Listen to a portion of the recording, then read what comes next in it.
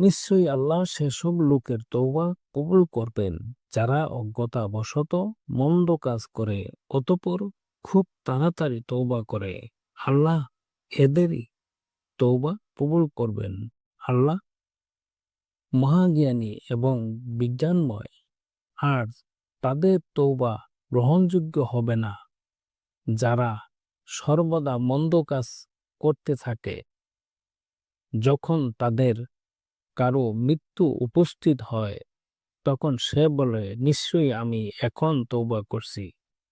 আর যারা কুফরি অবস্থায় মৃত্যুর সম্মুখীন হয় তাদের তওবাও গ্রহণযোগ্য হবে না।